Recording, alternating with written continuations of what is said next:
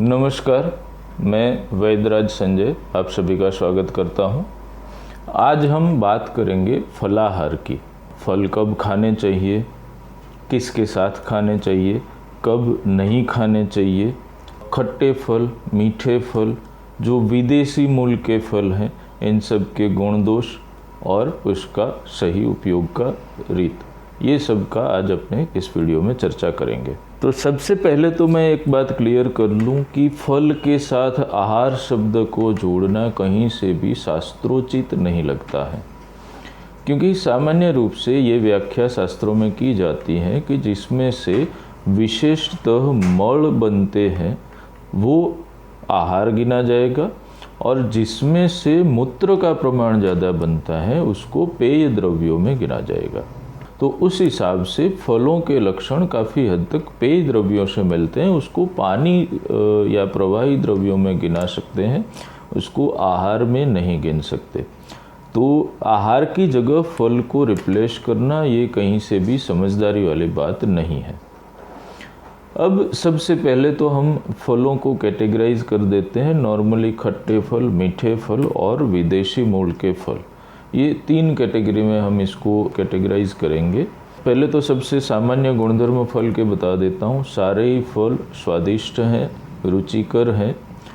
ज़्यादातर फल तृप्तिकारक हैं, कुछ अपवाद हैं, बाकी ज़्यादातर फल तृप्तिकारक हैं। तृप्तिकारक मतलब कि भूख को शांत करते हैं, तृषा को शांत करते हैं, कफ को बढ़ाते हैं, और ज़्यादातर फल वायु का शमन करते हैं।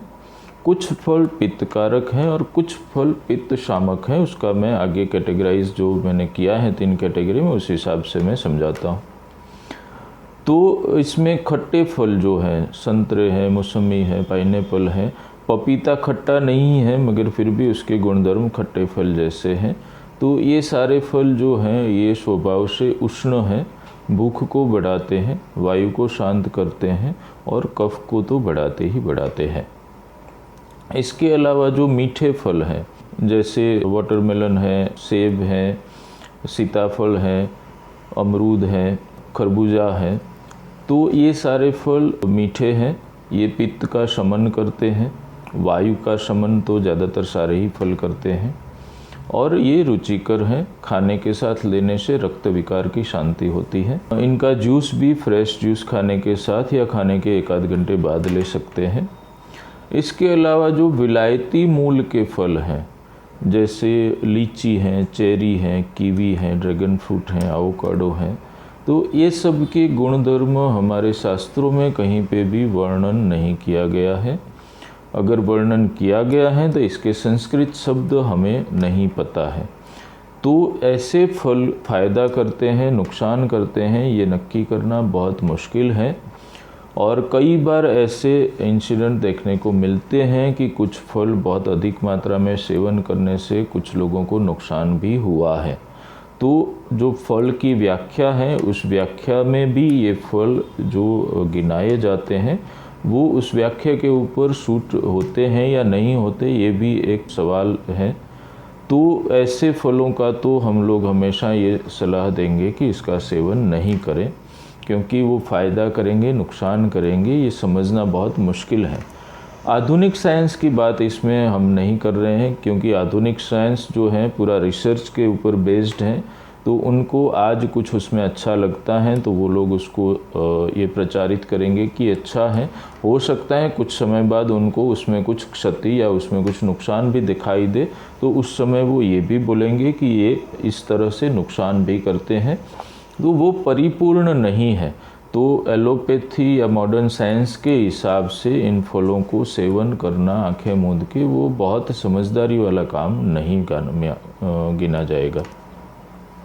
तो हमारे हिसाब से ये विलायती मूल के फल बहुत सीमित मात्रा में सेवन करें या तो बिल्कुल ही सेवन न करें। अब इसके बाद हम फल के खाने का समय की बात करते हैं। तो सुबह खाली पेट फल खाना कहीं से भी समझदारी नहीं है, क्योंकि सुबह का समय आयुर्वेद के हिसाब से कफ का समय होता है।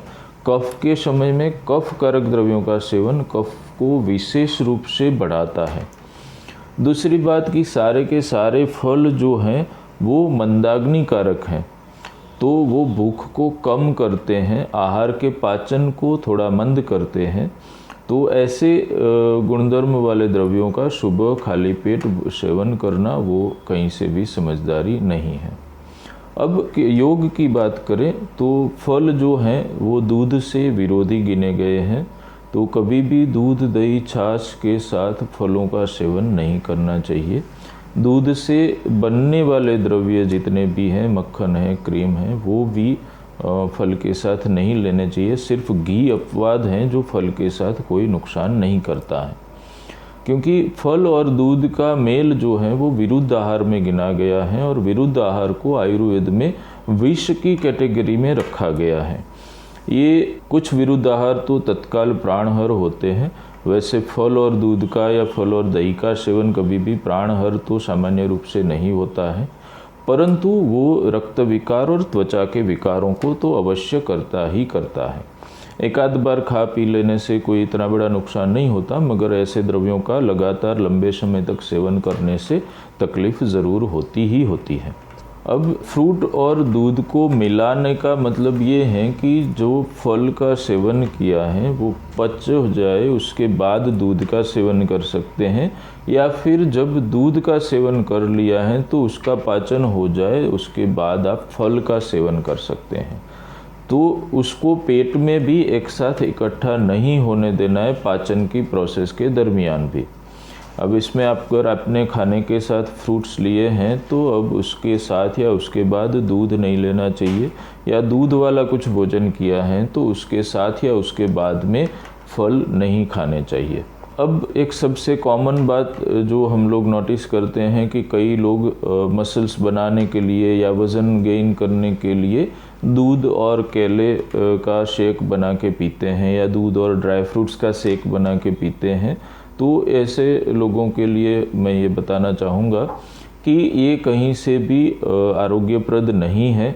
अगर आपको वज़न बढ़ाना है या मसल्स डेवलप करने हैं तो आप केले के साथ घी का सेवन करिए, परंतु उसके साथ खूब सारा व्यायाम कर रहे हैं तो ही ये करिएगा, नहीं तो ये भूख को काफ़ी कम कर देता है, आपका पाचन बहुत मंद हो जाएगा।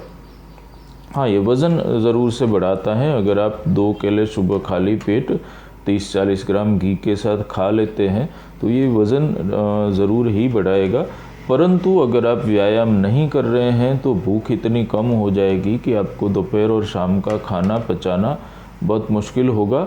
या तो बहुत अल्प मात्रा में आप भोजन कर पाएंगे, या तो भोजन करने की आपको रुचि ही नहीं होगी।